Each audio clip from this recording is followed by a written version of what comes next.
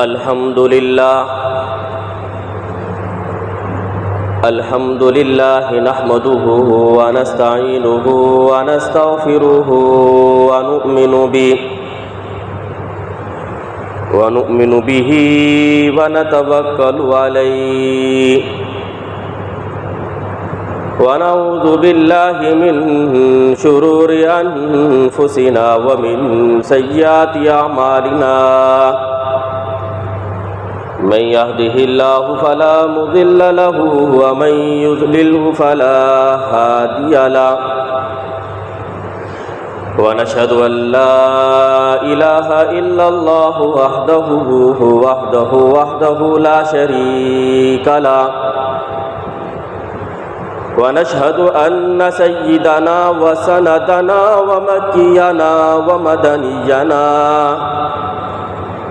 ومولانا محمدا عبده ورسوله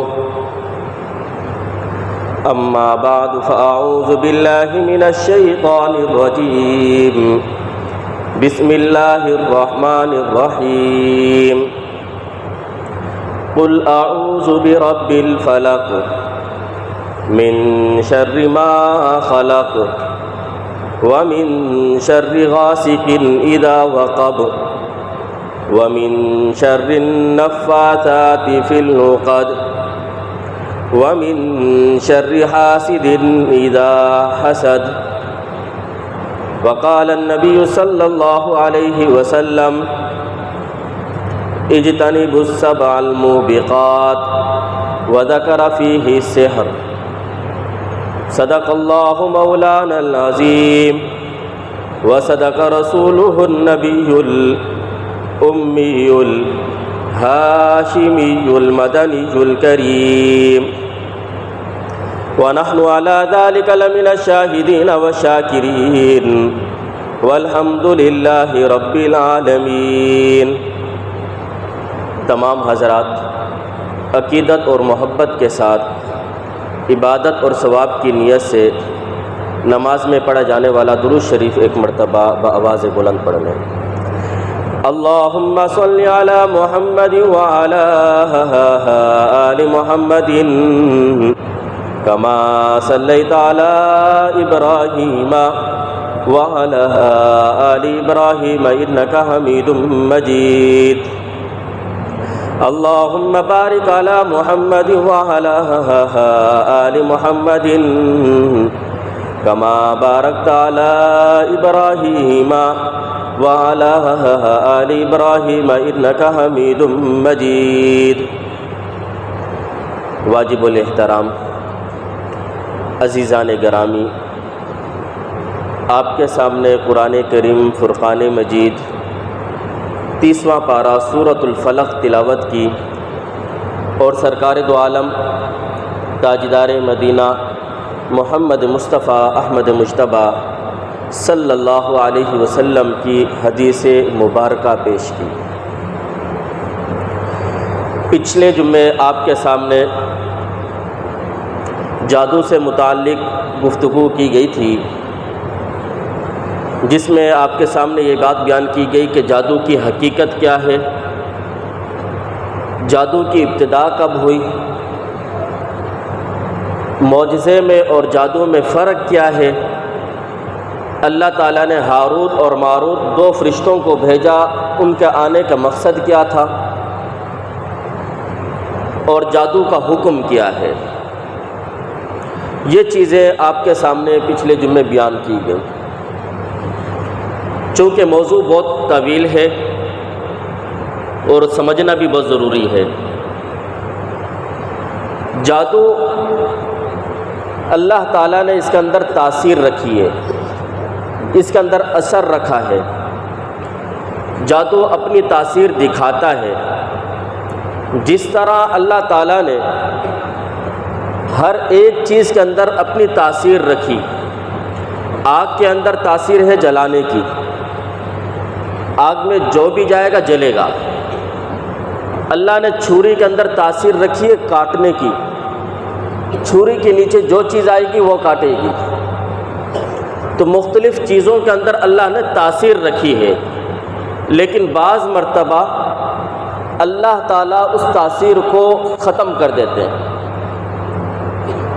حضرت ابراہیم علیہ السلام کو نمرود نے آگ کے اندر ڈالا، آگ کی تاثیر ہے جلانے کی، اللہ کا حکم تھا جلانا نہیں ہے، آگ گلے گلزار بن گئی۔ چھری کے اندر اللہ نے تاثیر رکھنی ہے کاٹنے کی۔ حضرت اسماعیل علیہ السلام کو حضرت ابراہیم علیہ السلام نے نیچے لٹا دیا، چھری پھیر رہے ہیں۔ حضرت ابراہیم پیغمبر ہے، حضرت اسماعیل پیغمبر ہے، دو نبیوں کی چاہت یہ ہے کہ ہم چھری کے ذریعے سے کاٹ دیں، لیکن ہونا وہی ہے جو اللہ کا حکم ہے۔ اللہ نے چھری میں تاثیر رکھی تھی کاٹنے کی، لیکن اب اللہ کا حکم ہے کہ اس کو اثر نہیں کرنا، کاٹنا نہیں ہے، تو چھری نے اپنی تاثیر ختم کر دی۔ تو اسی طرح ہر چیز کے اندر اللہ نے ایک اثر رکھا ہے، جادو کے اندر بھی اللہ نے اثر رکھا ہے، یہ اپنا اثر دکھاتا ہے، اور حضور اکرم صلی اللہ علیہ وسلم پر جادو کا اثر ہوا ہے۔ آپ صلی اللہ علیہ وسلم کی کچھ دن طبیعت خراب رہی۔ عائشہ رضی اللہ عنہا فرماتی ہیں کہ آپ صلی اللہ علیہ وسلم کی بعض دن تک ایسی طبیعت رہی کہ آپ نے کوئی کام نہیں کیا ہوتا، لیکن آپ کو ایسا لگتا جیسے میں نے یہ کام کر لیا۔ بعض مرتبہ ایسا لگتا کہ آپ صلی اللہ علیہ وسلم نے کوئی کام کیا ہے، لیکن آپ اس کو دوبارہ کرتے یہ سمجھ کر کہ میں نے پہلے نہیں کیا۔ آپ نے کھانا نہیں کھایا ہوتا، لیکن آپ کو ایسا لگتا جیسے میں کھا چکا ہوں۔ آپ اپنی بیوی کے گھر میں گئے نہیں، دوسری بیوی کے گھر میں گئے، آپ کو ایسا لگتا جیسے میں اس کے گھر سے ہو کر آیا ہوں ابھی۔ تو آپ صلی اللہ علیہ وسلم پر جادو کا اثر ہوا، لیکن آپ کی ظاہری جسم پر ہوا ہے، آپ کے بدن پر ہوا ہے۔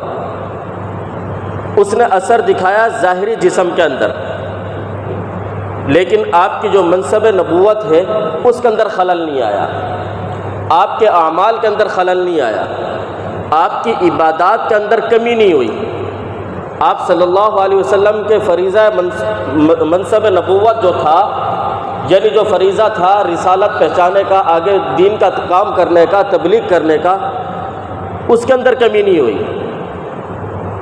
آپ اپنے دین کے کام بھی پورے کر رہے ہیں، نمازیں بھی پڑھ رہے ہیں، عبادات میں بھی مصروف ہیں، اعمال میں بھی مصروف ہیں، دینی کاموں کے اندر رکاوٹ نہیں ہوئی، لیکن جادو نے جو اثر دکھایا وہ ظاہری جسم پر تھا۔ اور انبیاء پر جادو کیوں ہوا؟ ایک تو یہ وجہ کہ چونکہ انبیاء علیہ السلام بھی انسان ہوتے ہیں، بشر ہوتے ہیں، لیکن خیر البشر ہوتے ہیں، انسانوں میں سب سے اعلیٰ اور افضل درجہ ہوتا ہے۔ تو ایک تو یہ بتلانا تھا کہ جس طرح انبیاء علیہ السلام کو بھوک لگتی ہے، بھوک کا اثر ہے، انسان کو بھوک لگتی ہے، انبیاء علیہ السلام پر بیماریاں آئیں، تکلیفیں آئیں۔ آپ صلی اللہ علیہ وسلم کو کئی مرتبہ بخار بھی ہوا۔ حضرت عبداللہ ابن مسعود رضی اللہ عنہ فرماتے ہیں کہ میں نبی اکرم صلی اللہ علیہ وسلم کے پاس گیا جب کہ آپ کو بخار تھا، میں آپ کے قریب بیٹھا، ہمارے یہاں جیسے عادت ہوتی ہے کسی کے پاس جاتے ہیں تو اس کو ہاتھ لگاتے ہیں، اس کے چہرے پہ ہاتھ لگاتے ہیں کیسے کی طبیعت۔ تو حضرت عبداللہ ابن مسعود رضی اللہ عنہ فرماتے ہیں مسستو، میں نے آپ صلی اللہ علیہ وسلم کو ہاتھ لگایا، جب ہاتھ لگایا تو ایسا لگا آپ کو بخار اتنا تیز۔ میں نے کہا اللہ کے رسول آپ کو تو بہت تیز بخار ہو رہا ہے۔ آپ صلی اللہ علیہ وسلم نے فرمایا کہ عبداللہ کہ مجھے تمہارے 2 مردوں کے برابر بخار ہوتا ہے، تمہیں بخار جو ہوتا ہے جتنا 2 مردوں کو وہ مجھ ایک کو ہوتا ہے۔ تو بخار کا اثر ہو رہا ہے، تکلیفیں پہنچ رہی ہیں۔ تو اسی طریقے سے جادو کا اثر جو اللہ نے تاثیر رکھی وہ بھی ہوا۔ اور بعض علماء نے تو یہ لکھا کہ انبیاء علیہ السلام پر جادو ہوا صرف تعلیم کے لیے، امت کو بتلانے کے لیے، کہ تاکہ امت اس کا انکار نہ کر بیٹھے، اور اگر کسی کو ہو جائے تو اس کا علاج کیسے کرنا ہے اس لیے ہوا۔ یہ صرف بتانے کے لیے تھا، تعلیم کے لیے تھا۔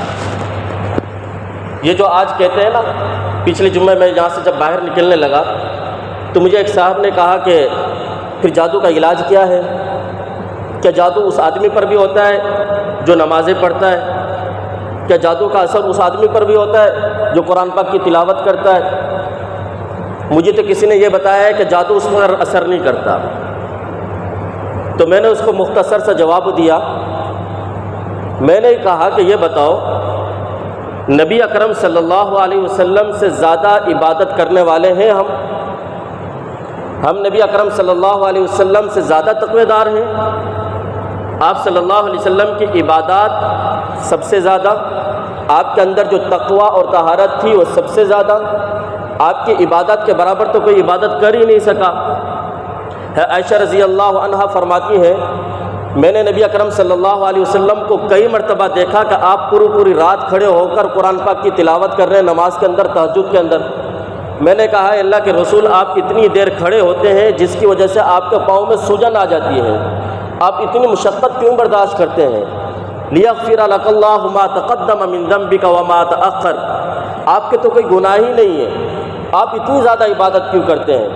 اللہ نے تو آپ کو بخشا ہے، آپ کو کہہ دیا ہے، تو پھر اتنی عبادت کرنے کی کیا ضرورت؟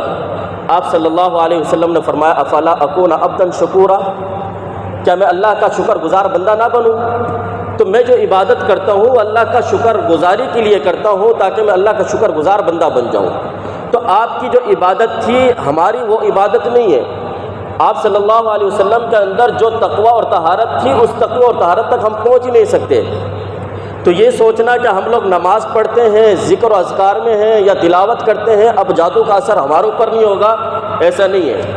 یہ جو ہم عبادات کرتے ہیں یہ صرف اس لیے نہیں کرتے کہ شیاطین سے محفوظ رہیں گے یا جنات کا اثر ہمارے اوپر نہیں ہوں گے یا جادو سے ہم محفوظ رہیں گے۔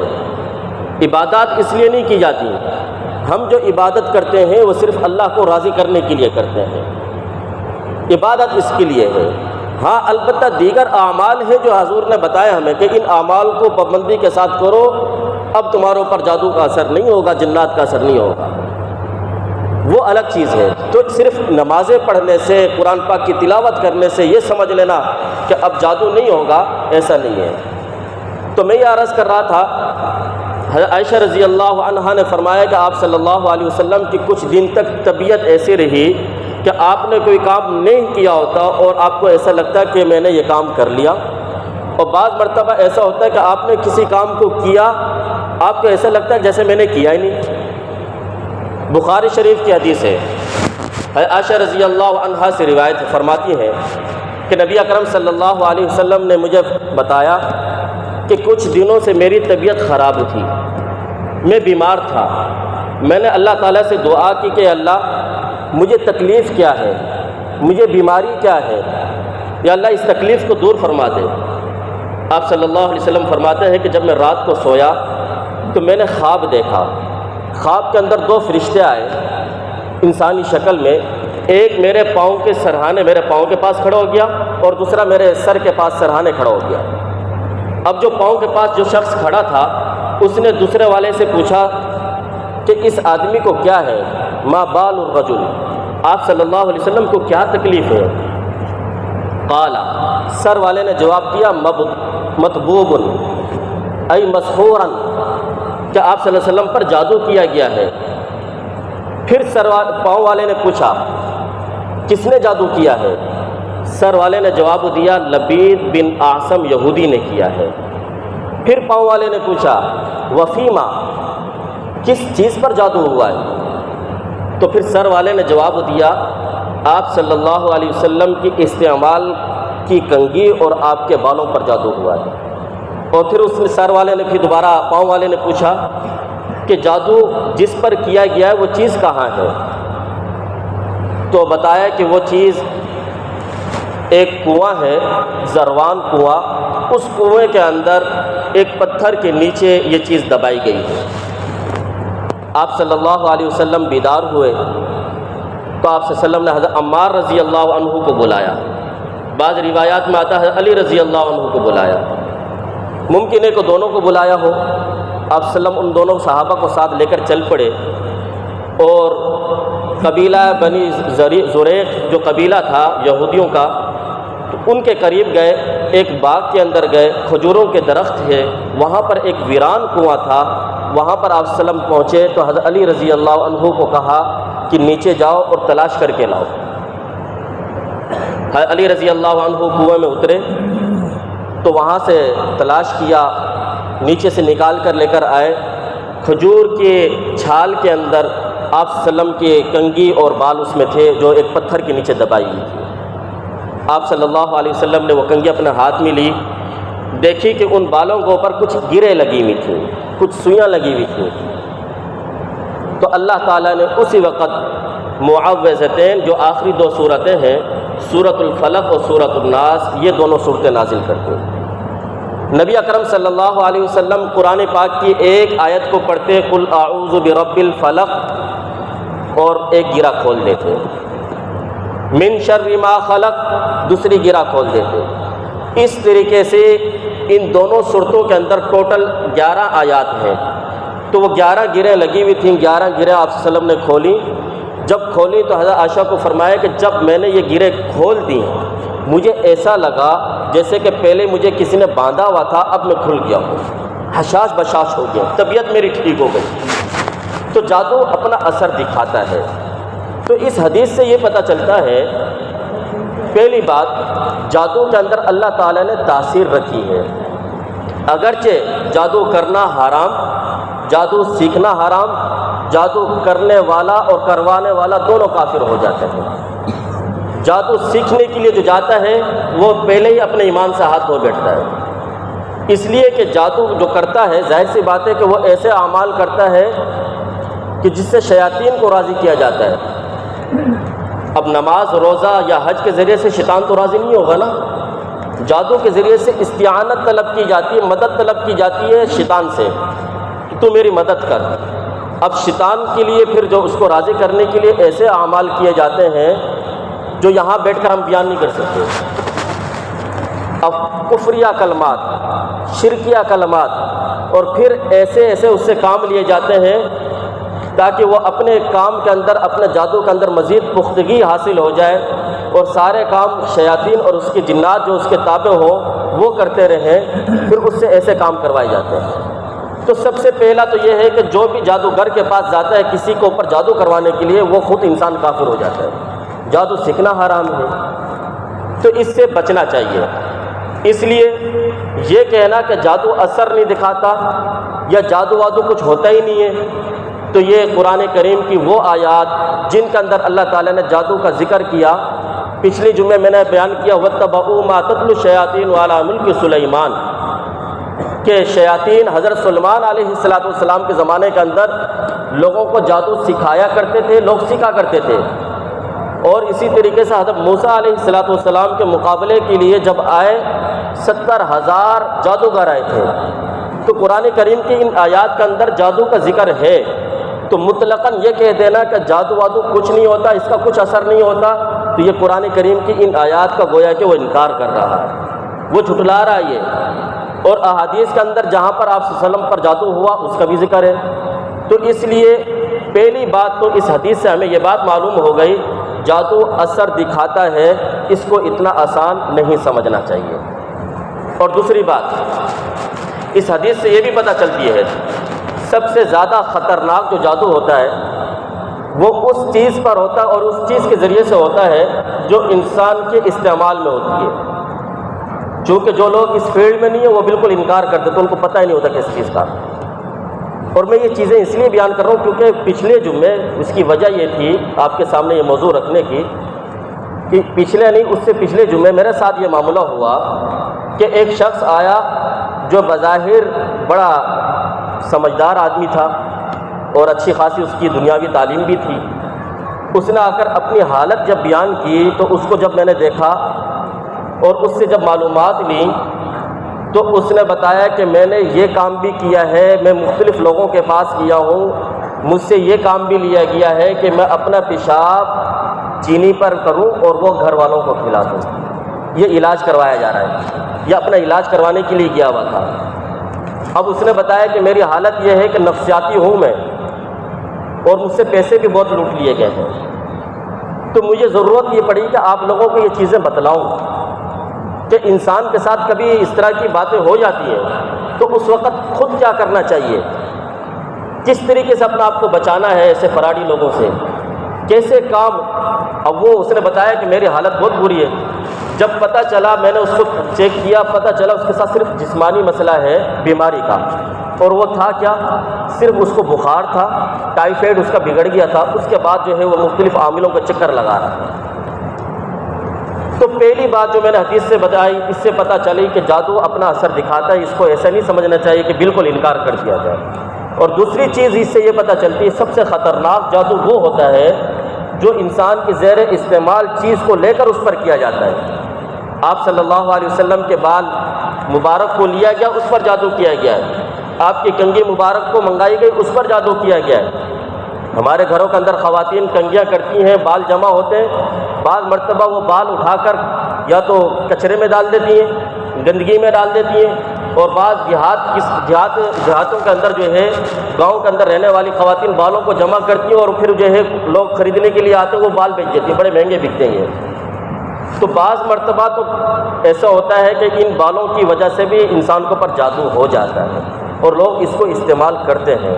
اس لیے گھر کی خواتین کو سمجھایا جائے کہ بالوں کو اس طریقے سے کچرے میں مت پھینکا کریں، گندگی کے اندر مت ڈالا کریں، کیونکہ گندگی کے اندر تو جنات رہتے ہیں، تو وہ اپنا اثر دکھاتے ہیں۔ ان بالوں کو وہاں نہ پھینکا جائے، اس کو بیچا نہ جائے، کیونکہ یہ انسانی ایک عضو ہے۔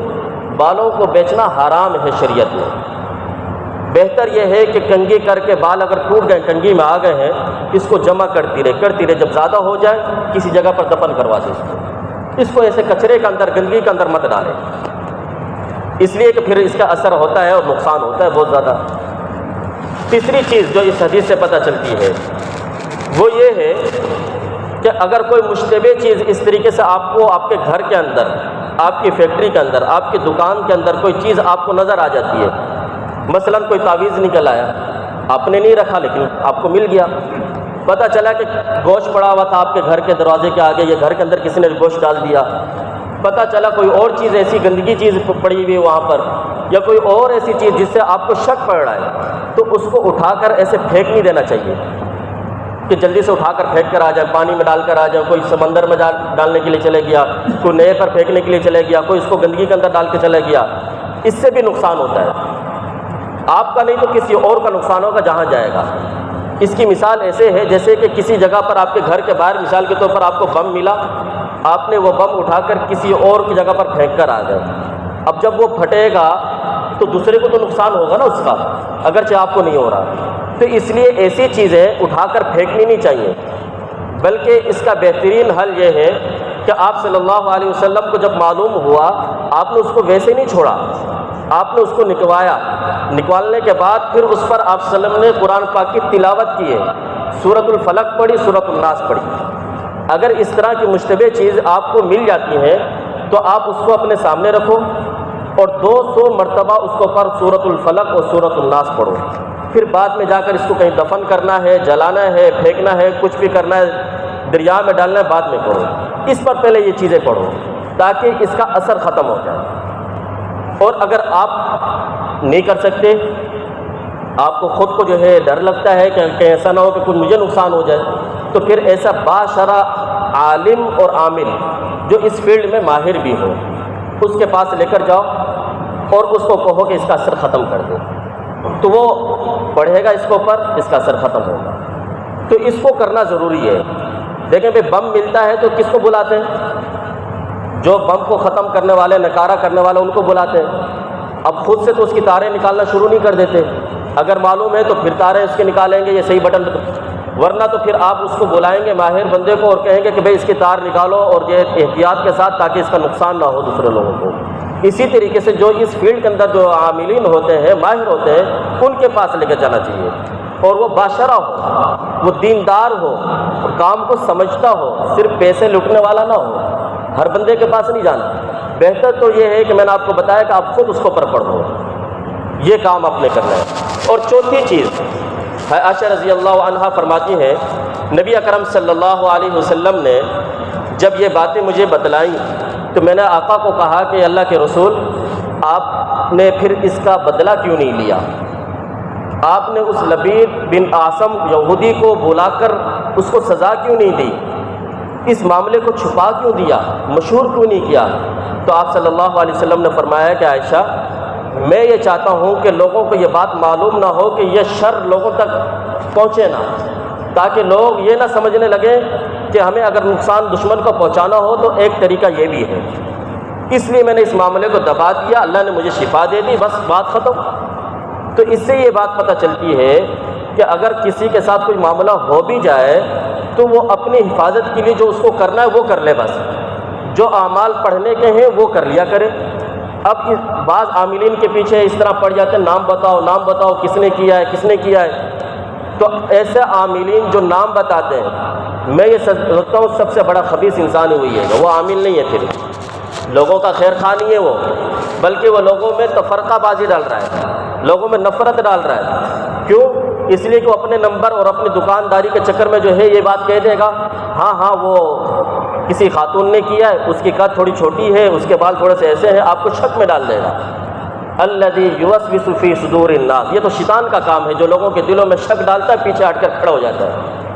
تو اس طریقے سے کسی کے پیچھے نہیں پڑ جانا چاہیے کہ ہمیں نام بتاؤ، پہلی بات تو معلوم ہی نہیں ہوتا ہے، اور اگر اس نے بتا بھی دیا ہے تو اس کو فائدہ کیا ہے؟